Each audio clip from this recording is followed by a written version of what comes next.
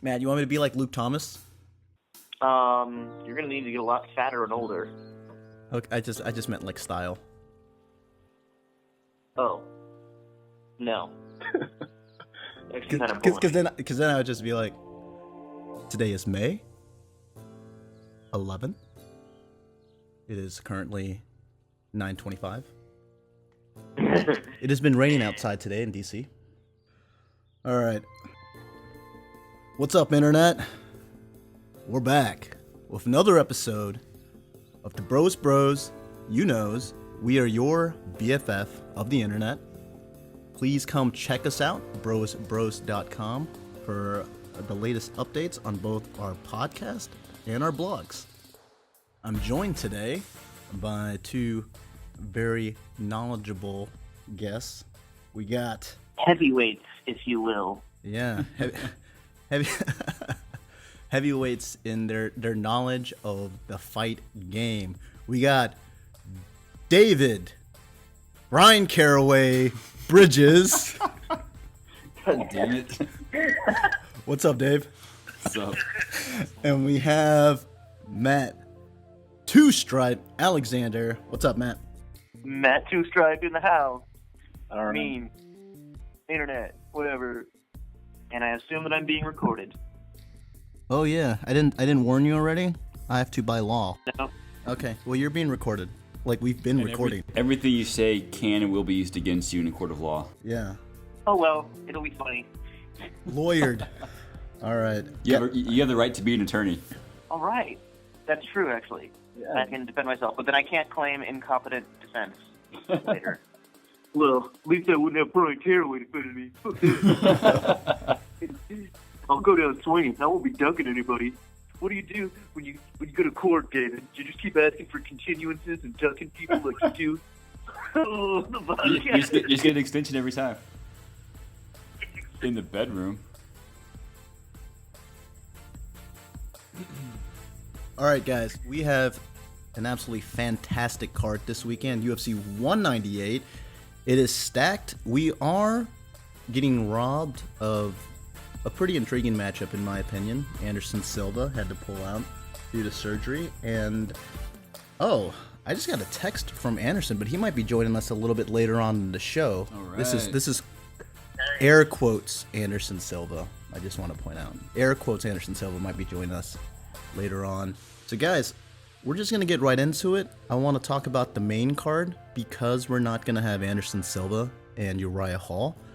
I'm assuming that we're going to be bumping up Damien Maia, Matt Brown, which was a very interesting matchup to me anyways. So let's start there. Damien Maia, Matt Brown, David, who do you like in this fight? I've always been a big Matt Brown fan. I know Maia has had a bit of a resurgence of late. And his jiu-jitsu is arguably the best in his weight division. But this is kind of an interesting matchup because Maia and Brown are both masters in the clinch in their own right. Maia does it, to submit someone. Brown does it to throw those vicious knees and elbows. I can see a path to victory for Maia. Brown's submission defense is not exactly the best. I mean, he's decent at it, but Maia's heads and shoulders above him when it comes to jiu-jitsu. But I have a feeling Matt Brown's going to lay the hurt on in the clinch and rock Maia early. Maia's getting older, his chin isn't what it used to be, and there's only so many elbows he can take from the Immortal One. Matt, I'm going to ask you the same question. Who do you have, Maia or Brown?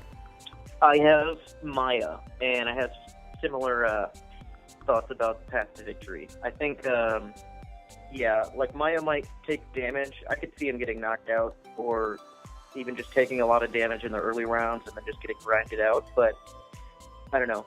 I feel like it's going to end up on the ground one way or the other. And no matter where Maia is, I think he's going to, even if he gets taken down, I'm pretty sure he's going to, be in control of the situation on the ground. As long as he's not, rocked from standing, I see him winning by submission.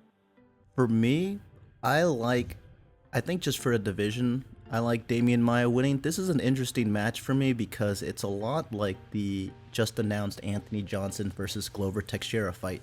which is kind of a contender busting fight, because if Glover wins, it's like, do we really want to see him against John Jones? Damien Maia has done nothing but string together impressive victories since he's moved down to welterweight. Matt Brown has lost against some of those top level guys. If he beats Maia, it definitely looks good for him. And even now he's definitely in that mix, but if he beats Maia, that's still like a few fights away before you can really put him in that title contention spot. I think if Maia beats Matt Brown and, submits him impressively, I could see him being talked about. We got the contender fight coming up with Rory McDonald versus Wonderboy, and the winner of that's definitely going to get the next shot, but maybe Maia gets whoever loses there, and that may be setting up the next fight or whatever. So I think for the division, I like Maia. I'm also just a big fan of Matt Brown. Very, very easy guy to root for. Should be an exciting one. All right. Our next fight, interesting fight. We got will be considered one of the legends of the sport. He's 34. He seems so much older than that. He's been around for forever. He's about 44 in fight years. Yeah, and really seems to have slowed down recently. I know he's changed up some things, but Mauricio Shogun Rua, to me, should have moved down a weight class a while back. I don't know if he just didn't want to put in the work to do that, if he has a bad group of people around him that thinks that he can still hang, or if he just kind of felt like the level of competition wasn't as good in this weight class. Either way, you got the king of MMA at the top of light heavyweight. So Corey Anderson is an intriguing guy, one of those blue chip prospects. He's yet to put together that great victory, that we go, wow. Correct, yeah. But we keep seeing flashes in every single one of his fights. So I'm going to start with you, Matt, on this one. Who do you like in this fight? Corey Anderson versus Shogun Rua. Shogun, I think. Just more experience, and he's in his hometown. Well, relatively speaking, hometown. And he's just good off his back. Both of them have, not great takedown defense, so I could see it going to the ground pretty easily, at least 2 or 3 times during the fight. And I think Shogun's going to catch him during one of those exchanges. Not standing exchanges, but on the ground. He's going to submit him. All right. David, I'm going to throw it to you. Who do you got? I'm actually going to go the opposite of Matt here. Honestly, it's like you said, Corey Anderson is that blue chip physical prospect. But like you said, he has not put together a signature victory yet. He last fought against Tom Lawler on the 196 card, I believe, and he won that fight. But he didn't win it in the kind of, outstanding, dominant fashion people kind of expected from him. However, even though he hasn't quite put all of his skills together, he is much younger and much more physically imposing than Shogun is at this point. And I'm just honestly not sure how much Shogun has left in the tank.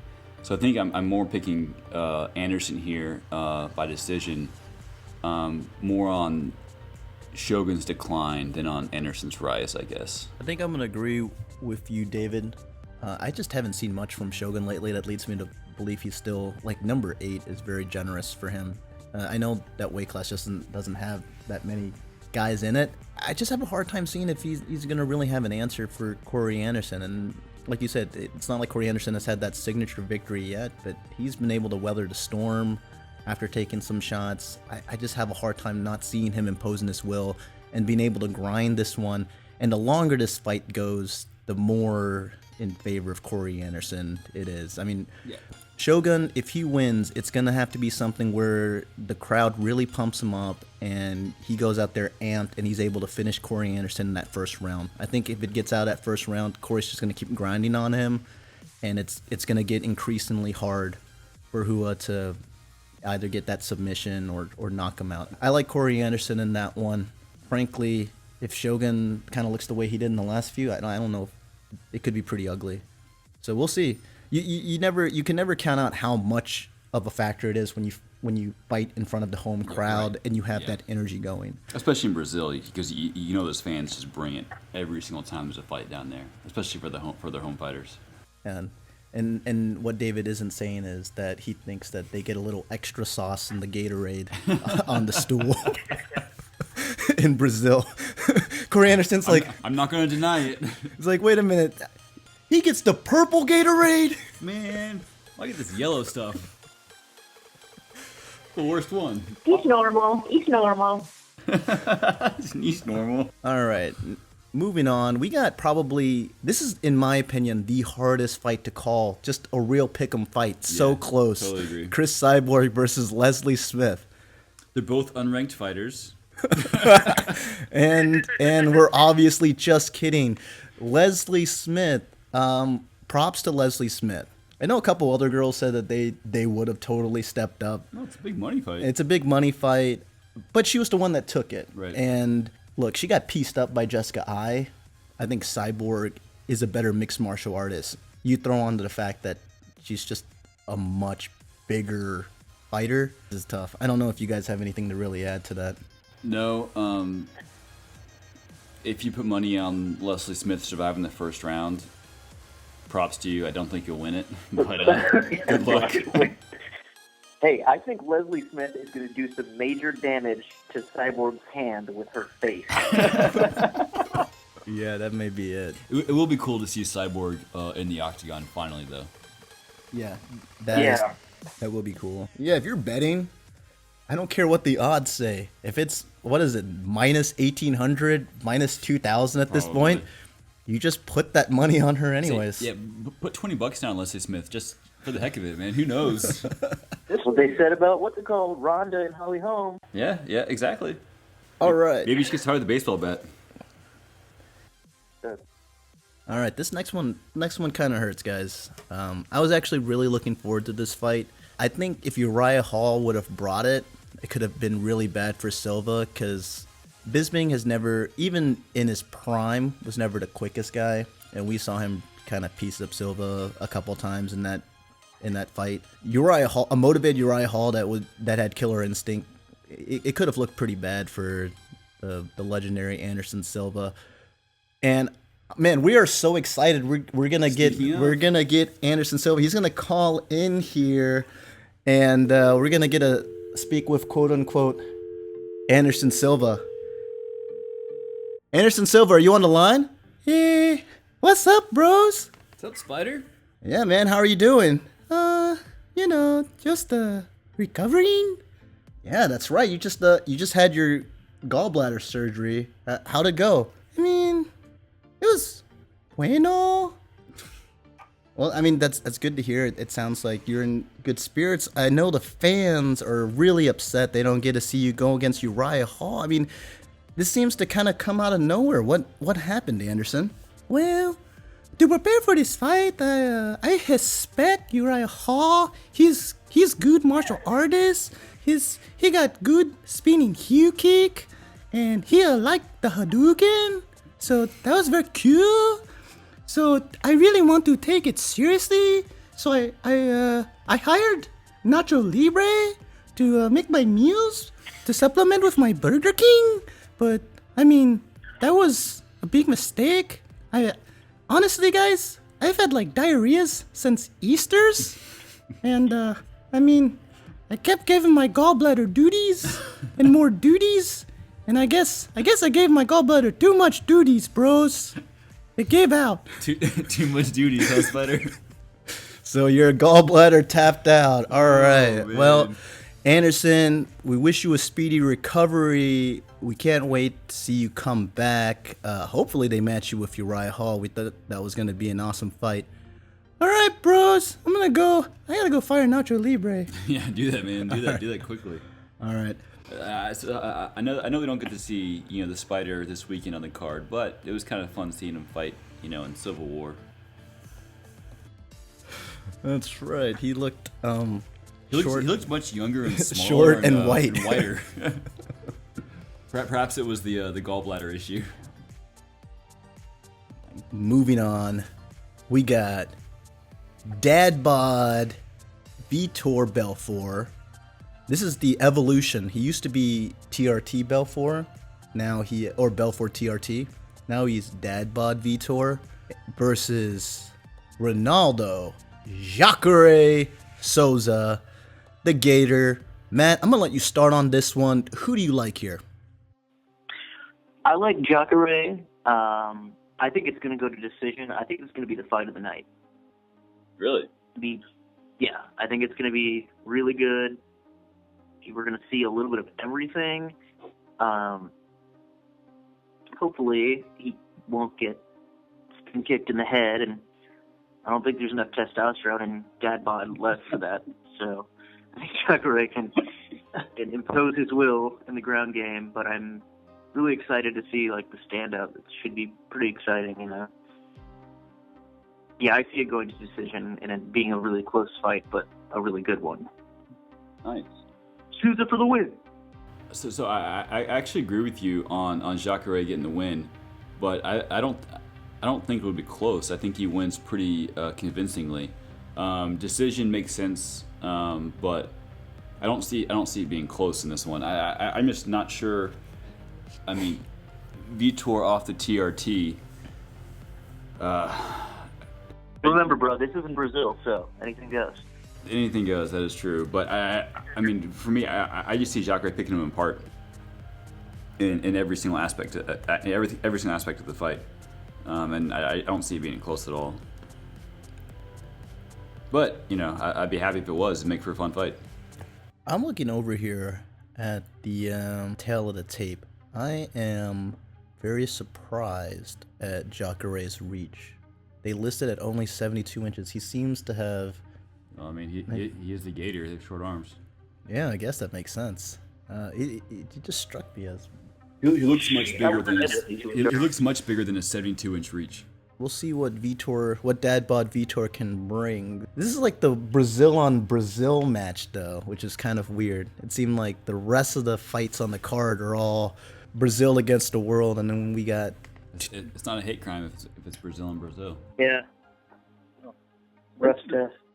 Now we're gonna get to the main event. We're gonna really get into this one. The heavyweight title fight. You know, there's something always a little bit special about the heavyweight title fight. This is really cool. This is the first heavyweight title defense since 2013. Just because of combination of injuries and interim titles and all of that. This is really awesome, and honestly, we're putting together two of the guys that I think most people would say are at the top of the division right now. Oh, yeah. Very, very intriguing matchup. I just want to hear who you guys think will win, and then we'll go into breaking it down. So Matt, just Werdum or Miocic? I could have flipped a coin on this one, but I'm going to go with Miocic by possibly split decision. Well, I think he's going to have to win convincingly. If this goes to split decision, I see him losing because, one, he's a challenger, and two, it's in Brazil. But I think his takedown defense is good enough, and Werdum's takedowns are not, like, the best. His jiu-jitsu is, like, super fucking good, but I think Miocic can keep it standing and win just the boxing exchanges and just wear him out. I agree with Matt. Stipe for the win. Stipe for the win. All right. I'll put it this way. If I'm betting, I would bet on Stipe. I mean, I know he's not much of an underdog, but the fact that he's an underdog, I like my money there. I think I agree with Matt in that this is truly a pick'em fight for me. They're both really good fighters. So we're just going to get into it. We're going to start breaking down these guys. I'm going to start with you, David. What makes Miocic such a special fighter? What makes him so dangerous? So it's kind of funny because he's not terribly quick. He's not terribly big. I mean, at least for a heavyweight. But he does have decent reach, and he has a motor and a gas tank like no one else in that division. I mean, the guy can just blitz you and just keep coming. He doesn't necessarily have that one punch knockout power, but he has these barrages where he just backs up his opponent against the cage and just unloads on them. And and they drop from it. And he can do that for. We haven't seen it in 5 rounds yet, but nothing he's shown in the past would make you believe that he could not keep up that pace for 5 rounds. And I think it's truly special and unique in the heavyweight division. Matt, you have anything to add to that? No, I think it's really, he's nothing like really stands out, but he's just like, he's got the gas tank to go, and he's good enough in all areas and can keep the pressure well enough that, like, if somebody like has an off day, like, he's gonna beat him. He's gonna exploit it's like, obviously he doesn't really have any like glaring weaknesses. He doesn't have any like huge strengths, but he also he's gonna be like a consistent fighter. He's good everywhere. Maybe not great, but he's good everywhere. Yeah. And it's very interesting. I've heard some fighters describe it as very unique because you've had fighters before where you can say they're good everywhere. I mean, this is a very well-rounded fighter, but he likes this. This guy is a very well-rounded fighter, but he likes to take it to the ground. Right. This guy's a very well-rounded fighter, but he likes to keep it standing up. Stipe Miocic is he's such a rare fighter in that he's a well-rounded fighter, and he doesn't really care where the fight goes. He's kind of good everywhere. Let's just go through a couple of his accomplishments real quick. This guy is a 2-time Golden Glove boxer. He's an NCAA Division I wrestler. The one thing that we need to stress over and over again when we talk about Stipe Miocic is this guy is an absolute athlete. David, this guy played baseball back in college. Actually, baseball was his number 1 sport in college. Wrestling was like his side gig to stay in shape during college. Had a 348 batting average. Was recruited by the majors during his time at Cleveland State. I mean, this guy was just, he's always been an athlete. He's also a part-time firefighter. And we've talked about this before. For a big guy, he moves like a little guy. Yeah. Very mobile, very quick. Made even more impressive by the fact that he possesses that big 6'4" frame and 80-inch reach, making him one of the big guys in a division chock full of big guys. I just want to go through a couple things that I notice when I see him fight. One, he holds his hands up high. He has a very, very strong boxing base, and everything comes from that. If you see the way he stands, he really keeps that lead leg out. Very much like the Diaz brothers. And when he hits, he really sits down on it. And man, when he comes back with that right cross, that just kills people. Just a crazy amount of torque that he can put into it. The really cool thing about Miocic, he has a very good use of distance, and he can really put you at the end of those punches and generate a lot of power. But if you go in and you try to disrupt that distance, he's really good at generating a lot of power off of short shots.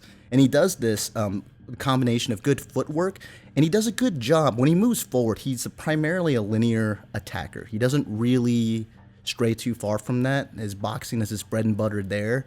You won't really see him with these like wide kicks, spinning kicks, anything like that. Nothing flashy with this game. Everything is just fine-tuned. And so he will combine great fundamental boxing with a lot of feints. And this is how he kind of draws out your punches. Once he gets you to commit, that's when he likes to counter. Goes with that 1-2, that jab cross, and he really stabs it at you. Really is able to put you at the end of those punches. It's a very linear attack. And like David said, this is all to put you on your heels, make you move backwards. And once he gets you up against that cage, he is raining on you. Short shots, elbows. He's really good in close. We've seen him against great strikers like JDS, Mark Hunt, and we just see him completely disrupt their timing. Actually, Mark Hunt, I said we hadn't seen him in a 5-round fight. That was a 5-round fight. And he finished Mark Hunt in the 5th round. He's had a couple of 5-round fights. Yeah, that was my bad. But that was a 5-round fight where he did get the finish there. JDS went to decision. Most people, well, I don't say most people. There's an argument to be made that Miocic won that fight. JDS won the decision. That was an absolute war. But if you go back and you look at that fight, JDS had his great moments. Miocic had his great moments. And the way Miocic was able to establish himself, boxing, and then level changes, and then really, because he's such a solid wrestler, he can really sell those takedowns. And he's good. He's a great takedown artist too. So it's not just that like he's faking it. He can actually pull it off. A perfect blueprint for the hybrid boxer wrestler. Phenomenal fighter and an incredible athlete. This is not an easy fight for the champ. Let's talk about the champ real quick. The first thing when you talk about a Fabricio Werdum is Brazilian Jiu-Jitsu. We got Matt Two Stripe Alexander. Why don't you talk about Werdum's Jiu-Jitsu real quick and how being such a top-level Jiu-Jitsu practitioner can really change the dynamics of a fight? He's a heavyweight, and a lot of times people don't think of him as being like highly technical. But like, this is a guy that's won. It's not just like he does jiu-jitsu or is a black belt. Like, this dude is a three-time world champion. He's won fucking 80cc, which does like, all the different types of grappling, and he's like Pan American and other stuff. Like, he's like a truly world-class jiu-jitsu guy. It's not just like, you watch UFC and it feels like, oh, it's the top 15 in any weight class. Like, half the guys are black belts. It's like, that's like, damn, that's pretty amazing. But this guy is like, he's the one that would be like teaching all of them. He's super legit, and really comfortable on his back. So it's like, in an MMA context, he's like completely at home on the ground. So even if he's not working for a submission, it's like he's really good at not taking big hits when he's on bottom, and he's constantly moving and working to sweep or and either submit or just get back to your feet. Like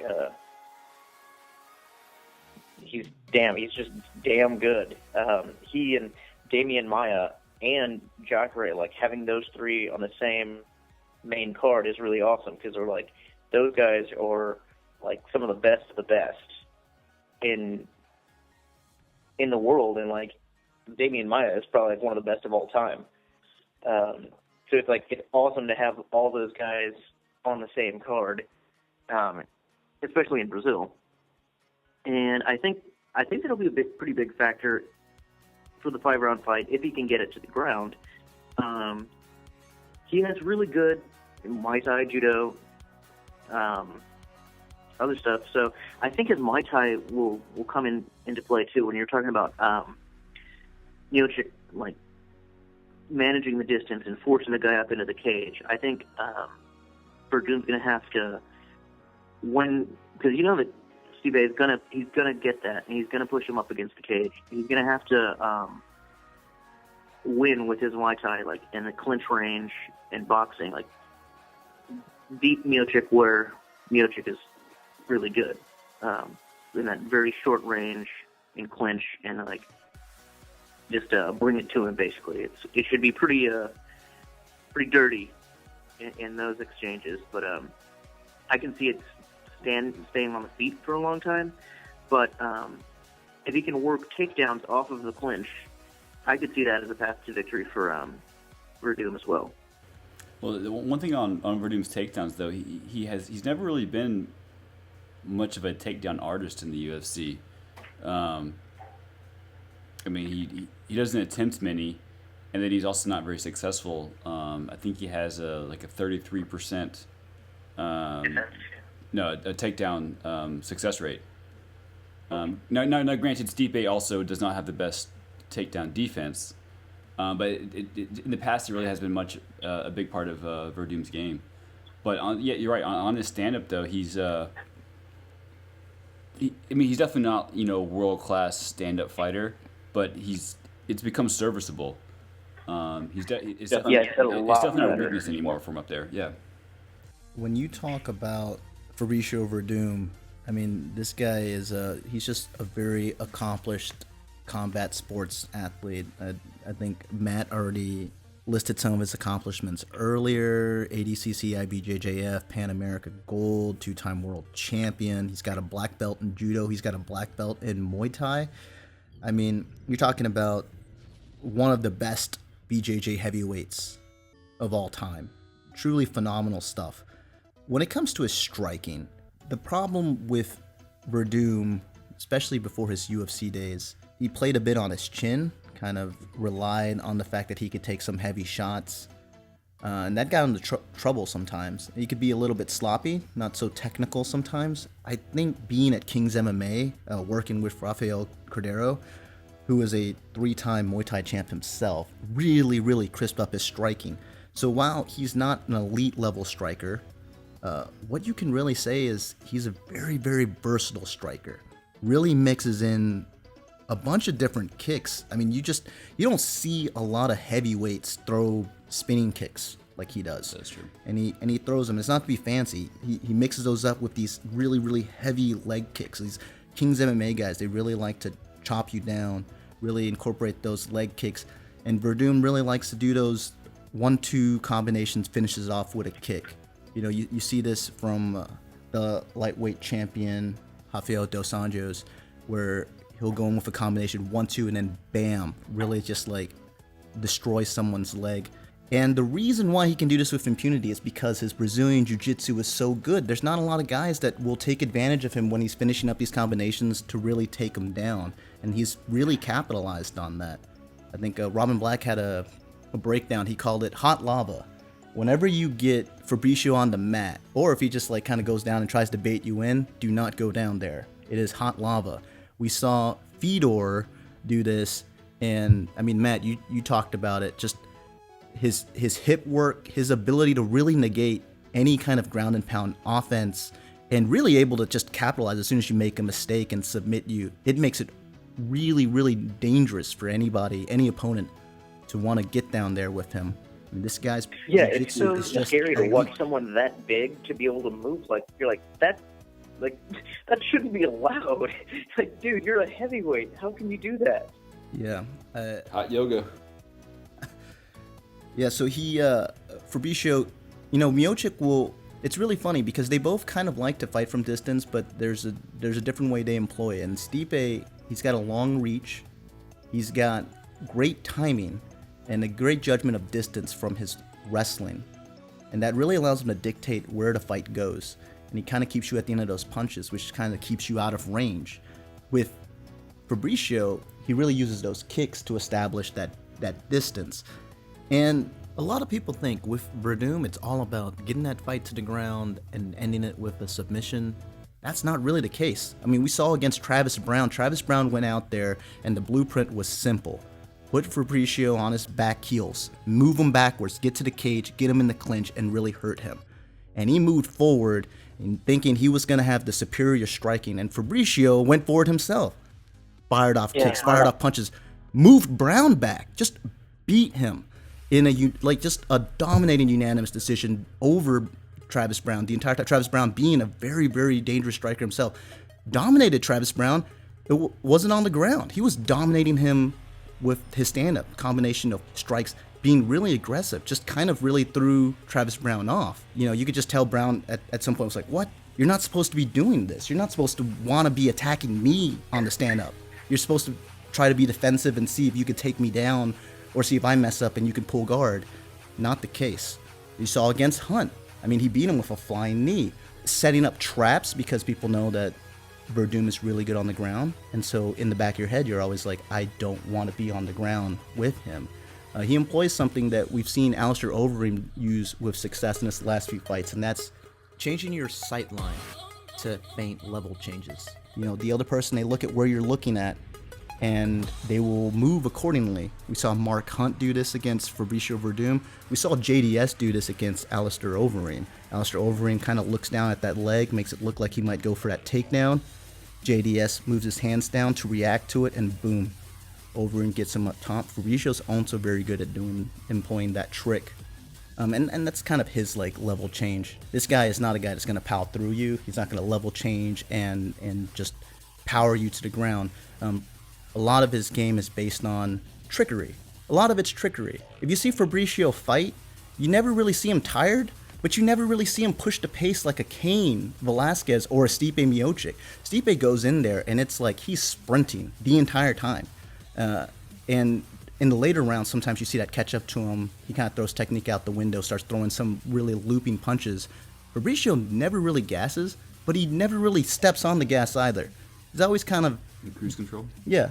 Always punching for speed, not for power, for technique, for timing. But he's kind of throwing, not half speed, but he's not throwing everything into it. You know, he's a guy that really just sizes you up and waits for you to make a mistake. We talked about both I see fighters. that being a factor, too, in terms of the distance management, because Stipe is somebody who's, like, he's really good, maybe not as a counter puncher, per se, but, like, is a guy that, like, invites other aggression from other fighters. And I think... Invites you in, yeah. I think Werdum's going to just back up and be like, you need to come to me. I think that inviting in aggression and capitalizing, particularly when it comes to strikes, is the very definition of counterpuncher. And to that end, I think Stipe Miocic is a very good counterpuncher. I mean, his slip and rip is some of the best in the business, and one of the great things that he does with it is he changes levels, so he can either get you in the body or take that exposed leg and put you on your back. I think his confidence is very high in his ability to strike and then move out of the way. His footwork is phenomenal. For a big guy, it's phenomenal. I said this earlier, and this is one thing I see as a weakness for Werdum. I know we're going to talk about paths to victory in a little bit.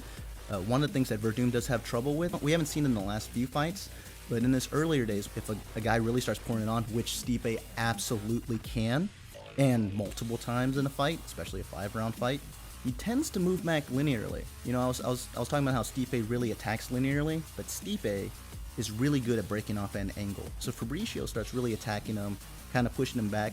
Stipe is really good at moving off an angle, really resetting himself, and then going back into attack mode. And with Werdum, it really is a linear retreat, try to get out of range, or he tries to disrupt the timing and tries to move into that clinch range, get you in that plum clinch, and really work his knees. It sets up a really interesting dynamic where you have a guy in Werdum with versatile strikes from multiple angles against a guy in Miocic who can really defend himself and retreat at multiple angles. And then on the other side of the coin, you have Miocic, who's a very linear attacker, versus a guy who likes to retreat linearly.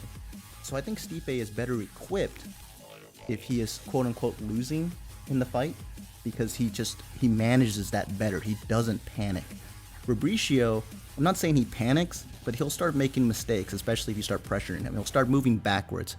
If he starts moving backwards, man, you guys both said it. As soon as Stipe gets Werdum to the cage, that is where Stipe wants him. He's going to start raining those short shots. Fabricio is a tough guy to finish. Very strong chin. I don't take my chances with anyone in the heavyweight division against the cage taking shots from Stipe. Yeah. So we're going to go into paths to victory. Since you guys both picked Stipe, I'm gonna ask you guys how you envision this fight going and what you see as key to your guy winning. David, I'm going to start with you. What is Stipe's path to victory? Well, I mean, and I think you kind of already said that. Stipe wins when he gets his opponent up against the cage and he can just tee off on those short shots. So, I mean, in order to get Werdum there, he has to dictate the pace and the during the stand-up, and make sure he gets Werdum back up like that, and it doesn't let Werdum be the lead, I guess you could say, on offense. You know, on the feet. If Werdum's the one deciding where this fight goes, standing up, Stipe's going to have a hard time winning, because Werdum can just fight his game, throw his kicks, keep Stipe at that distance. But if Stipe is able to put the pressure on and back Werdum up against the cage, then he can just unload on one of those flurries that he always throws. And honestly, I think that's his best way to get there. Even if he doesn't knock out Werdum, if he gets a few of those per round, maybe one per round, I think he can walk away with a decision. Call him high output. High output, yeah. High output. Just throw. I don't know what the statistic is, but I would venture a guess that he's outstruck every single opponent. I'm sure. Yeah, I'm sure in all Stipe's victories, yeah, he's outstruck his opponent. It's just the way he fights. Output machine. It's his MO. Yeah, those hybrid wrestler boxers with that crazy motor. I mean, Cain Velasquez, he was a champion, a great champion, employing that. Stipe has a lot of that same stuff, but he's in my opinion, a better boxer. Yeah, if he can get Werdum up against the cage multiple times, I've said on the show before, I think when you get pushed up against the cage over and over again during a fight, you're not going to win it. And you generally don't see great fighters, versatile fighters, with their backs against the cage, so it'll be interesting to keep an eye out on. Matt, what do you think? What is Stipe's path to victory? What is absolutely important for him to win this fight? Yeah, I think it's keep the pressure going on and like having a flurry, winning exchanges up against the cage, and then not getting taken down, which I don't see that being all that big of a deal for him, for either fighter actually. And then try to win over the judges in light of the Brazilian crowd. Which might be the most important factor of the evening. Yeah, which I think that actually will be a big factor, because I do see Werdum weathering the storm. I see him taking a lot of damage, but I could very easily see him not getting knocked out and it going to decision. And that could very easily just, based on where the judges are sitting and how they're viewing the fight, and them sitting around, 70 or 80,000 Brazilians, that's going to skew their view of the fight. But I think Miocic will win by decision.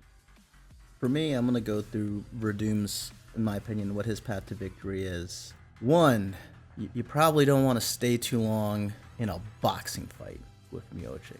Two, I want him to be aggressive. Meet Miocic in the middle of the octagon and really go at it.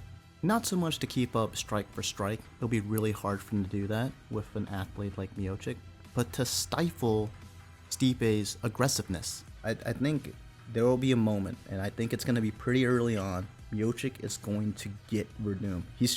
The speed advantage is so clearly in his favor, and his boxing is that much better. I think he's going to clearly hit Werdum pretty early on. It may not be a one-hitter quitter. Otherwise the fight would be over. But maybe at the end of one of those blitzes, he really cracks him and shows Werdum his power. If this doesn't happen, at least early on in the fight, it means that, in my opinion, Werdum is fighting a bit tentatively and not aggressively. And if he fights like that, maybe that shot doesn't come in the first or second round, but it also means that Stipe is probably winning on the scorecards and gaining a load of confidence, which does not bode well for Werdum later on in the fight. If Fabricio stays aggressive, it is inevitable that fairly early on, he will take a shot. How Werdum responds from this will dictate the rest of the fight. And Werdum has been able to take some pretty big shots before and move through them. We saw him do that against Mark Hunt, who can throw absolute bombs. We saw him do that against Alistair Overeem, who can throw pretty good bombs. We saw him do that against Travis Brown, who can throw pretty good bombs. Is he going to be able to take one of these shots and then still carry out his game plan? That's going to be key, because if he starts backing up, like I said, sometimes he starts making mistakes. I think one of Stipe's biggest advantages against other fighters is the fact that he's so good standing up, but he's so good on the ground too. And once he gets you to the ground, he unloads a vicious ground and pound. You just don't want to be down there. He's going to hurt you. He's going to make you pay. You saw against JDS.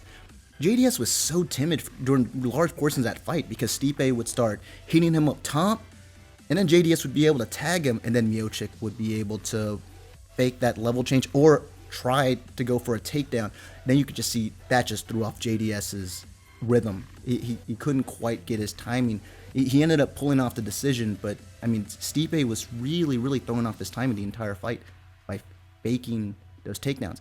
I think that's part of Stipe's game. It's going to be interesting. Is he going to try that against Fabricio? Is he actually going to try to take him down? Is Fabricio actually going to care? So when Miocic level changes, if I'm Werdum, I'm actually just going to try to protect the body so that he can't rip a body shot in there and I'm just going to let him take me down if he wants to. We talked a little bit about this when we talked about Nate Diaz and Conor McGregor. Is Nate a wrestler? No. Well, then how does he ever use his Brazilian Jiu-Jitsu? He doesn't exactly take guys down. Well, he does that by just going out there and being overly aggressive with his strikes, leaving himself open for the takedown. And not necessarily opening himself up for taking big hits, but leaving himself open, especially with Werdum, just throwing kicks mercilessly at the body, at the leg, where what you're supposed to do is to capitalize and take him to the ground. He's going to do this over and over again and basically say, you're leaving your leg out there, your front leg out there. That's just the way Stipe fights. I am going to chop that leg down over and over again. And what you're going to have to do is make a decision. Either change up the way you're going to want to stand while you fight, highly unlikely, or you're going to have to try to start taking me down and do some damage there, because I'm going to keep doing this. I think that's key. He's going to have to keep chopping down at Stipe's leg. He's going to have to keep throwing those body shots. I don't want to see him headhunting, because when he starts headhunting, that's when Stipe is going to be able to use that rock back from an angle and really counter, and Stipe has knockout power in his fists. It's absolutely dangerous. I don't want to see Werdum doing that. I want him to stay patient in terms of sticking to his game plan. And that brings me to my third key. Be opportunistic. Use kicks to stay out of range and score with the judges. And when Miocic tries to close that gap, stifle him with your clinch game. When Miocic angles off to the mid-range, pepper his legs with heavy kicks. And when Miocic changes levels, protect the body and welcome the takedown. Either Miocic uses his wrestling and you trust in your world-class Brazilian Jiu-Jitsu, or you've essentially turned Miocic into just a boxer, which is a lot easier to deal with in an MMA context. Miocic is going to want to dictate where the fight goes, so it's important that Werdum stays relaxed and he is opportunistic and has a game plan to capitalize in each and every one of these spots. You know, one of his training partners is Patrick Cummins, who we know is a very decorated wrestler himself, two-time NCAA All-American. So Also fighting this weekend. Yeah, hey. On the Fight Pass prelims. On the Fight Pass prelims. So Patrick Cummins is, he's a training partner of Fabricio, so he goes against high-level wrestlers. He'll know what to do once it gets there. We watched that Cain Velasquez fight, and I know, Matt, you must have been such a fan watching that fight, just watching Fabricio study what he was doing wrong and then make the adjustments. We saw Cain go at him, go for that double leg takedown, and Werdum really try to sink in that guillotine, and the first time it failed, right? Because what are you supposed to do? You're not supposed to go and get into the guy's guard, because if you get into that guard, he can really sink it in on you. And Cain is really smart, and he's a great wrestler. Moved to the side, got side control on it, and really was able to negate Werdum's submission attempt. They got back up to their feet eventually. Cain went for that takedown again, and what did Werdum do? He stuck his knee high, really made sure that Cain couldn't jump over and get into that side control, got him into his guard, clamped down on that guillotine, boom, the fight was over. I mean, this is a fighter that he does get better as the fight goes on, because he studies you, he studies what your tendencies are. I mean, honestly, I could see Stipe going in there and finishing this fight pretty early. But I think if it keeps going on, the longer the fight goes, I actually see it favoring the champ. I know Stipe, one of his strengths is his cardio, and he can just kind of keep running forever and have his high output offense. Even in the fifth round, the guy, he has that mentality where he wants to drag you into deep waters and drown you. But Fabricio's just not the kind of fighter that really tires himself out. He has a very relaxed style. And like I said earlier, he's always very relaxed, and that's why he's such a great fighter. I will say, though, Miocic can put him on his back legs, push him up against that cage. That's where I do not like Werdum. Otherwise, I think we're going to hear hashtag and still at the end of the night. It's also kind of interesting, too. You speak of, Werdum versus Miocic on the ground. We haven't really seen Stipe in much danger as far as submissions are concerned. It just hasn't been an issue so far in his career. He can just sit there and pound away on people and knows that he'll not get swept or not get put into submission, which is one of the hardest freaking skills. So it'll be interesting to see if this weekend, if he does get in a position, a dangerous position down there on the ground with Werdum, how he reacts to that. It'll be interesting. I also think, you know, if we're just like breaking down this fight, and we have no dog in the fight. I like both fighters. I actually really like Stipe Miocic. I think it's just a matter of time. Werdum's getting up there in age, anyways. It's just a matter of time before Stipe has the belt around his waist. I just really like him. A really complete fighter.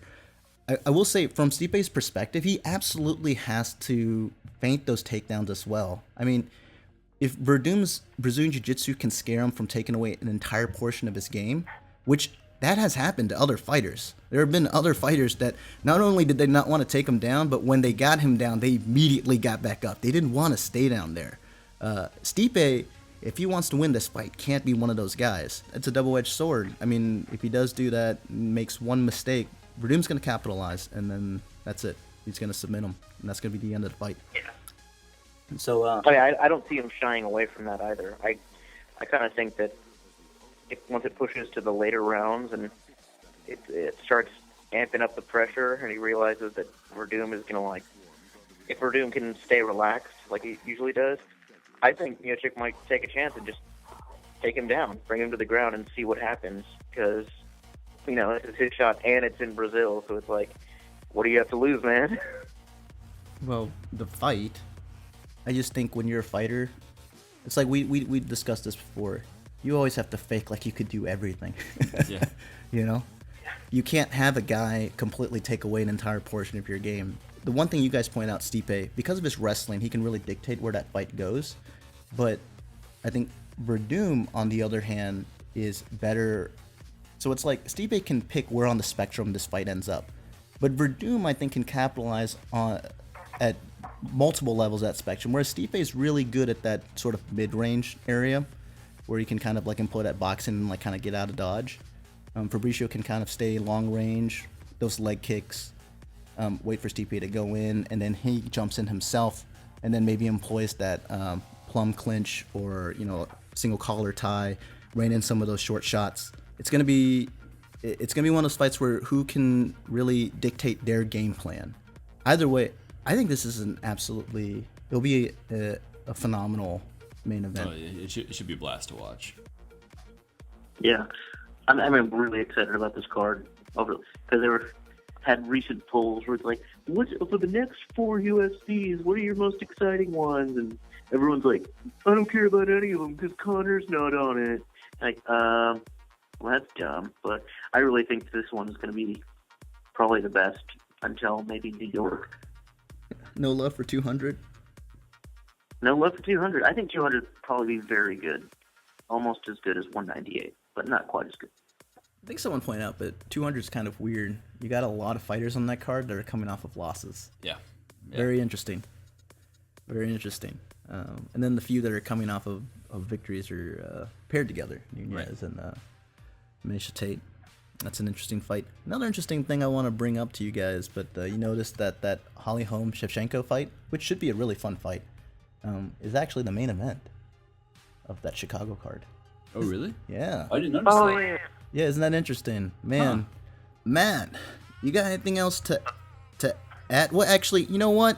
I'm sorry. We're not even close to being over yet. We've got oh shoot. I forgot. What was the name you came up with? It wasn't Flame On anymore. Rattling the cage. All right. And now to everyone's favorite segment, just got renamed. It used to be Flame On. Now it's called Rattling the Cage.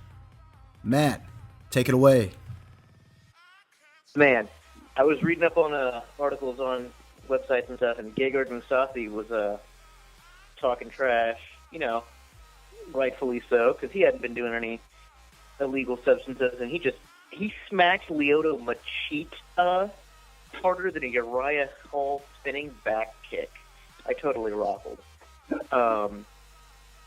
And porra caralho, UFC 198 is so Brazilian that even its commercials popped for PEDs. Somehow, Dada 5000's post-fight PR is a bigger train wreck than his fight with Kimbo Slice. Stay classic, Street Brawlers. And Warley Alves who was a UFC fighter, is a man and not a whore. I'm guessing that means he doesn't do spinning shit because he doesn't turn tricks. I'm happy Overeem got the win with the crane kick, but he's no Ralph Macchio. He didn't even sweep the leg. I give him a 4 out of 10. And Dana is having dinner with Connor next week. Too bad Connor doesn't put out on the first date. You're going to need to sub that up to about 10 mil before you can see any leg. Sorry, guys. That's all I got. Well done, Matt. Well done. Oh, Matt, Two-Stripe Alexander. Rattling the cage. Rattling the cage.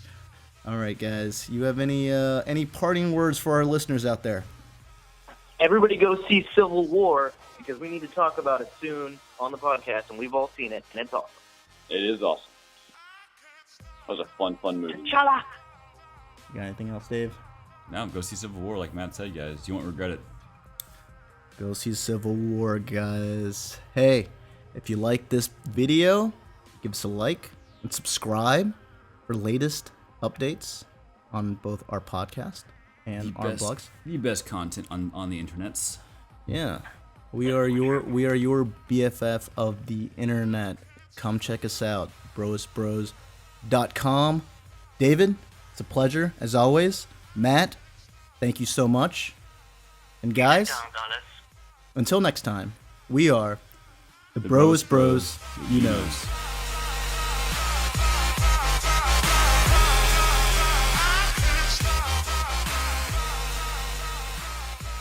Hooray, I'm not being recorded anymore, so now I can be like, shit, Durka Muhammad Jihad. I never said that I turn off the recording. Well, fuck.